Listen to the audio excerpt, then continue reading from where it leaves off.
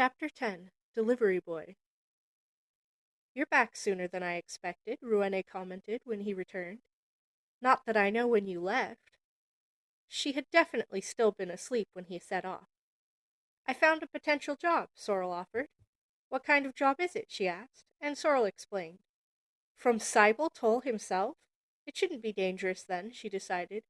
I've been wanting to take a look at Sycamore myself. Unlike Sorrel, Rouene definitely knew her geography. "He needs to know by today," Sorrel told her. "Let's go then," Rouene said. "I'll be sure to secure us some travel funds in advance." And so, Sorrel headed right back to where he left, with Rouene in tow. By now, a small amount of traffic flowed in and out of the guild, the early risers and those who wanted to get their hands on the best jobs and quests of the day. Grace was still there, and noticed their arrival almost immediately. "Sorrel and a companion. Master Toll had said he will see you immediately on your arrival. Do come in." "You haven't made any strange deals, have you?" Rouene whispered to Sorrel. "The way they are treating you is really weird." "Is it?" Sorrel asked back. He thought it was just because Cybele had given him a personal quest.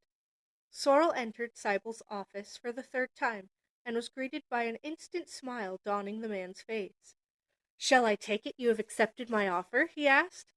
"Conditionally," Rouene butted in. "You can't expect us to travel that kind of distance without provisions. You need the delivery to arrive safely, but you also need your delivery boy to be presentable." She gestured to Sorrel at the end. Something felt a bit off about being called a delivery boy, but he was taking a delivery quest, so he left it alone. "I see what you're saying, but I will only grant reasonable requests," Cybele told her, "and it will come as advance pay, cutting into the final reward. Is that all right with you?" Rouene considered for a bit. "Fine, but be sure the overall reward is more than fair for any troubles we receive." "Troubles will be compensated if you report them to the Sycamore branch," Cybele told her, and wrote a paper quickly detailing the agreement. "Bring this with the rest of the papers, and the reports and everything will be settled." Rouene took the paper and looked it over. As she read, her eyes widened. "This reward, are you sure?" she asked. What was the reward to make her so shocked? Sorrel leaned in and tried to peek.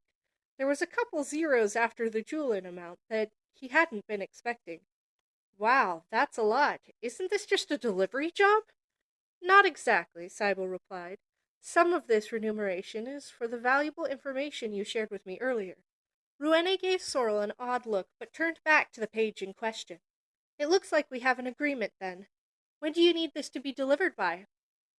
"There isn't a huge rush, but I need it by the end of the week. You should easily be able to reach the capital by then," he answered. She nodded in agreement, and let Sorrel take back over, since it was technically his job. He was glad for the padded paycheck, but he didn't know how to feel about the odd negotiation earlier, if it could be called that. Sorrel collected the package, new papers and all, and put it straight into his pocket. He had been worried if it would work, since the size didn't look like it would fit, but it went right in with no issues. Rouene watched it vanish with an odd expression, but again kept silent. Once they left, she immediately questioned him. "You told him about the pocket, didn't you?" "I did," Sorrel admitted immediately. "You idiot! Cybele is a Toll. They are pure-blood dragons and merchants. There's no way you'll be able to resist recreating it and selling it." "Is that a problem?" Sorrel asked, not seeing the issue. It was Cybele who had given him the idea in the first place. Sure, that bag felt like a scam, but this and that were different. Rouene seemed a bit fed up. "Never mind, but don't go giving away any new inventions to him, not without negotiating first." Once again, Sorrel thought that the world of money was overly complicated, but he didn't say so out loud. "Should we prepare for our journey?" he asked. "Yes.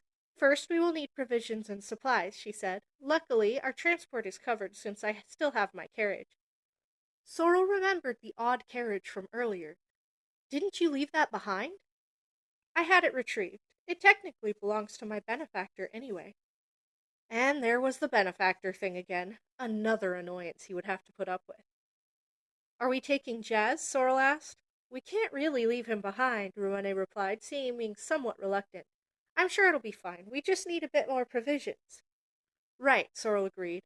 She seemed to believe the bare cupboards were the kitten's fault, and he wasn't quite sure how to correct her, or if he should. Luckily, the advance payment was more than enough to cover their shopping needs, even with the extra food and Sorrel having no real traveling gear of his own. Tents, sleeping mats, heavy waterproof blankets, and several water tanks needed to be acquired for the long journey. As for the transportation, Rouene reintroduced him to the odd-looking carriage. This time, he took some time to inspect what about it was odd. First of all, it appeared to be horseless, and supported by a heavy metal frame. Some type of crystal lined the wheels, and Sorrel could practically feel the hum of magic coming from them. He couldn't help it, and reached out to gently poke the crystal lines. There was a little spark, and they suddenly began to glow. Rouene turned from her packing to see what he was up to at the flash of light. "What did you just do?" she asked. "I touched it?" She came to inspect the crystal. "You charged it," she corrected. "But I've never seen anyone be able to charge them to this extent before. That does save us a lot of trouble, though. Getting these things charged is expensive, but not more expensive than horses." Sorrel noticed a phrase written at the base of the door. "A product of the Boleas Company." "Is the Boleas Company different from the Boleas Guild?" Sorrel asked. "Very," Rouene told him. "The Boleas Guilds are run by Cybele Toll, and are an off-branch of the main company. I believe this carriage was a design he helped work on, though." "Amazing," Sorrel whispered. Even though he apparently loved money, Cybele was still pretty cool. "I suppose it is. I've always wanted to try my hand at inventing, but I simply don't have the funds," Rouene said. "My father was an inventor." "He was?" Sorrel questioned, interested. "What kind of things did he make?" "Nothing magic-related," she admitted. "He liked to dabble with tech. He always told me he wanted to recreate the ancient technology and myths." It was a bit different, but that sounded pretty cool, too. "I'll have to work a bit harder," Sorrel decided. "I'll have to think about how to get more money once we get back." Rouene smiled. "I'll help," she promised. "If you'd like, we could brainstorm on the way." "Nah," Sorrel declined. "I want to see what the capital has to offer first. I've never been to one before." "Then we'll have to make the most of it," Rouene decided. "Let's plan for that instead." Sorrel agreed, and they finished packing the Boleas carriage. Now all they needed was Jazz, and probably lunch.